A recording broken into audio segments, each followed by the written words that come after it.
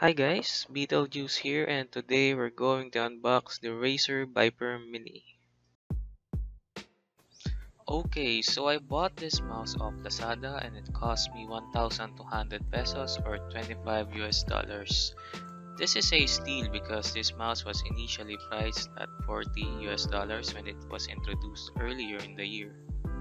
With that being said, the price was way below the original SRP, so I was apprehensive on buying it. But in the end, I went on with the purchase just to see if this product will register through Razer signups. Here we have the manual that comes with a Razer logo sticker inside it. I sticked it on my air purifier for aesthetics and it now looks like a Razer gaming purifier.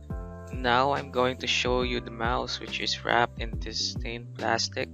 So I was expecting a small green paper that comes with most Razer products, the CEO's message with his signature. Unfortunately, they did not include that on this particular product. I don't know. But hey, it's no biggie. I'm just wondering why it's missing on the packaging.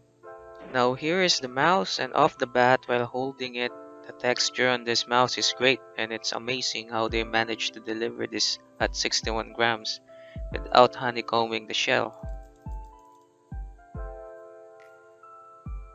So guys, as you can see, the mouse has registered through Razer's website, and if you go through signups, Razer's gaming software, you can see that it recognizes the mouse, so meaning this one is legit, actually legit.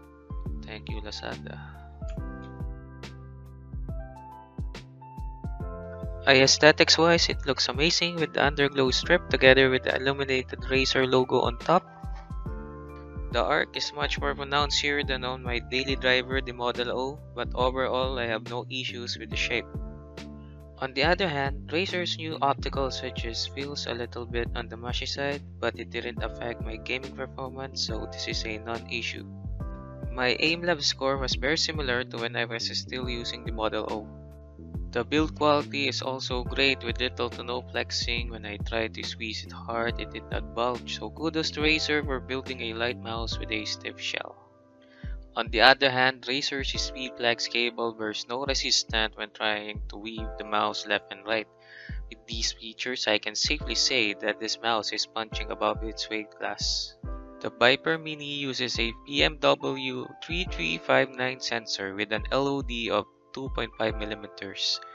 The LOD threw me off at first, but I got used to it quickly, so LOD is a non-issue for my experience.